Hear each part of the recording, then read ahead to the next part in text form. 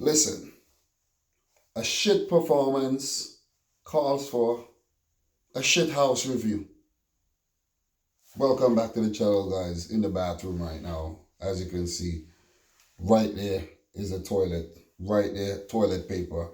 Because this performance by City in this 1-1 draw against West Ham was simply doo-doo. Simply doo-doo, littered with excrement. 1-1 written with excrement on the score sheet. Because this was a horrible performance. This is one of the performances that summed up last season and is already summing up the start to this season. How are we gonna play 5 games, right? And you already drop points in 3 of them. A total of 7 points. Like, are you kidding me? This is Pep Guardiola's worst start since he joined Manchester City. Worse. Are you kidding me? We're lucky we even picked up a point here. We're lucky we picked up a point. Seriously. We're lucky we picked up a point. How many points we got now? 8? Yeah, it gotta be 8 points. And we are sitting behind West Ham United. Oh my God. No. Pinch yourselves. It's real. It is real. We're not in an alternate universe right now. We are 11th and West Ham are 10th. Got to be kidding me here. You got to be kidding me. Because after the start West Ham had to the season, losing to Newcastle, then losing to Arsenal, I was saying to myself, they're going to lose their next 5 fixtures that came against Wolves, Leicester, Tottenham, and Manchester City, and they haven't lost any. Not even one. None. They lost zero. None. Okay? Beating Wolves, beating Leicester convincingly. Coming back to defeat Tottenham from being what? 2-0, 3-0 down, whatever. And amazing goal by Lanzini, let me just say that. And now a big 1-1 draw against Manchester City. Amazing goal by Mikel Antonio, who had to go off injured. And West Ham still picked up a point. It seems like David Moyes got the break he needed from the touchline with, his contraction of coronavirus. He went on self-isolation, quarantine, came back and still picking up results here. So props to West Ham, man, because in the build-up, in the preview, which a lot of people are going to actually watch right now after the game, I said, am I worried about West Ham? No, no. But I did say in the video that if West Ham came out and they did their thing and they managed to pick up a result, a win or a draw, I'm the first person that would come out and say congratulations to West Ham. But big 1 point. This would feel like a win for West Ham, who are yet to win against City at the London Stadium and lost all the previous matches played there. So this is a huge result. The last 11 times these teams played in all competitions, West Ham haven't won any, but this is only the second time they failed to lose. So it's a big result. But as for Man City, the performance, Pep Guardiola, the lineup, I'm not gonna blame Pep here at all. This has nothing to do with Pep. This has nothing to do with Pep Guardiola. Nothing. Not a single thing to do with Pep Guardiola. He did what he had to do. He put out the same 11 that defeated Porto, which is fine because we have injury problems right now with Mendy, Ake, Jesus, De Bruyne, Laporte, all not 100% with all of the other players except De Bruyne on the bench. Fernandinho as well, not even featuring in the squad because of an injury. An injury, no excuse at all. But Pep Guardiola, he put out a very strong 11. And the 11 failed him. Seriously.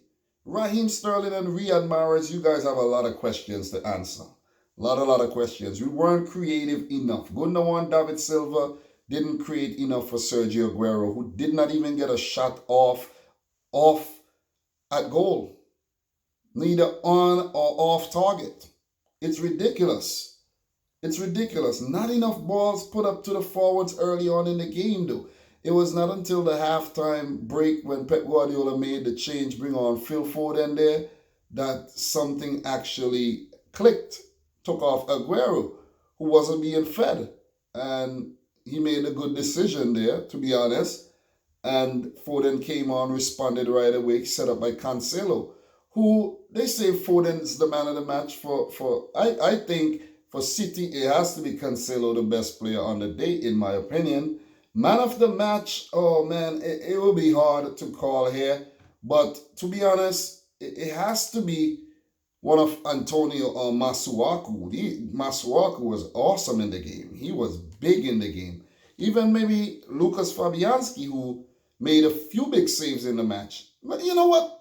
Lucas Fabianski, the man of the match, because City had their opportunities and failed to take their opportunities. The thing is, we had the ball, we passed the ball very, very well, and to back that up, we had 70% of the ball. We had 737 passes, completing 89% of those passes. All those stats, insignificant. It's not even necessary because we did not win the game. 14 shots at goal, 7 on target.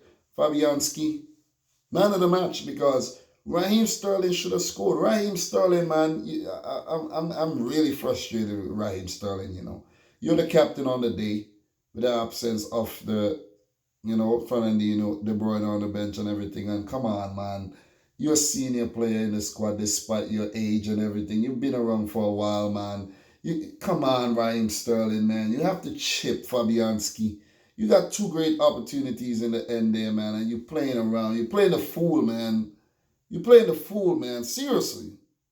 You're playing the fool. Mahrez, man. He's the other one, man. A poor game, man. Frustrating there at the office for Riyad Mahrez as well, man. I'm telling you, he had a great chance there. He should have put it away. He had like 3 great chances. He should have put it away. I'm telling you, man. Cancelo was the best player on the day for Manchester City. If all the other players played like the way Cancelo did, we would have beaten West Ham 4-0 like I actually predicted. Look, Eric Garcia, Ruben Diaz, okay job at the back. Eric Garcia, I think, had a more solid game than Diaz. Diaz, in my opinion, 2 poor games. One against Porto and now against West Ham, where he could not deal with Mikel Antonio because it was him letting Mikel Antonio lean into him being the stronger of the two and getting his Sergio Aguero-esque type shot off. Basically an overhead kick. Not really, but a spectacular to beat Edison. Edison, I think, was caught off guard with that shot. He should have saved it. It wasn't like a ferocious shot. It was, he wasn't expecting that. But expect the unexpected when you play in West Ham, because they have really shocked us. We weren't expecting them to go unbeaten after the start they had to the season. You know what I mean? Kyle Walker was taken off. He had a good game, I think, but in the end, he had to be sacrificed for a more attacking fullback in Zinchenko, who came on and he needed the minutes as well. Look, man, Adimola, look, man, it could have been worse. It could have definitely been worse.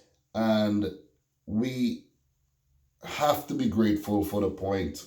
Seriously, it's sad to say, but you gotta be grateful for every point. It's better than an L. Better than an L. Rodri, I think, was okay. Had a better second half than the first. Gundogan, Bernardo Silva, so-so in the game. And I spoke about the front 3 already. Shout outs to Phil Foden, who came off the bench, great effect. He was one of City's best players as well, looked lively. Kevin De Bruyne had a nice little cameo there too. Maybe if he was there from the start, it could have been a different situation, but I'm saying, I always say, if the player is fit to be on the bench, start him and then take him off. Like, come on. You know what I'm saying? Like, what are you waiting for? For the other players to tire so that they could be up to his level? Come on, man. Come on. And I don't understand why in the end there, when Pep brought on Zinchenko, I know he needed minutes. Bring on Ferran Torres. We need goals. So maybe, look, the whole team is to be blamed. Both Pep Guardiola and the boys on the field for that shit performance. Seriously. Seriously. But props to West Ham United, man.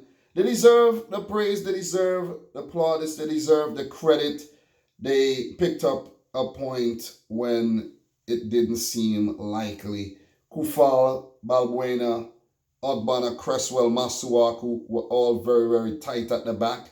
It was like threading a needle's eye, a very, very small needle to get past these guys. They were very, very compact.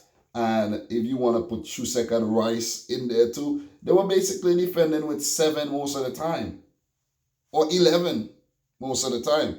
Because they just put numbers behind the ball and made it very, very difficult for City to get in behind and, you know, do their thing. So, look, it was a smart approach by West Ham. They took their opportunity and they closed up shop to deny Manchester City. So what more could you ask for? Tell me. Please tell me. West Ham fans will be jubilant, over the moon for this result. So for West Ham, the next game is against Liverpool, which, you know, could they get a favorable result like they have done over the last 4 games? Look, you never know. A draw might be on the cards again for West Ham United. Then they have a few more kind of fixtures coming up against Fulham, Sheffield United, they play Villa, Man United, Leeds, Crystal Palace goes into December, and then before the London derby against Chelsea. So who knows, man? This could be a brilliant season for West Ham because David Moyes have aspirations of taking them back into Europe. So you never know. You never ever know. As for Manchester City, our next game will be in the Champions League on the road against Olympique Marseille. And you guys know City don't play well against these French teams at all. Lyon, Monaco, we don't play well against these French teams at all, I'm telling you. Then we play Sheffield United at Bramall Lane. That's going to be a tough game. Maybe Sheffield would pick up something against Liverpool later and have the confidence to pick up something against City. I don't know. Let's see.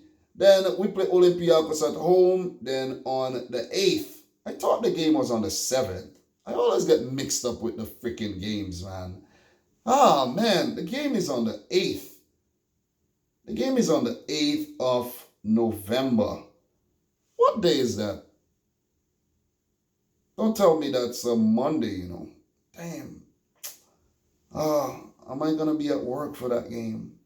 Nah, that got to be a Sunday. That got to be a Sunday. But anyways, yeah, 7th is my wife's birthday. I thought it was actually on her birthday. So that'll be a big game. Looking forward to that one as well. That'll be a banger, potential banger. But what a horrible start to the season for Manchester City, man. The worst since about 2014. Pep Guardiola's worst start to any season ever, I think, in his career. Where out of the 5 first games, he has only won 2. Pathetic.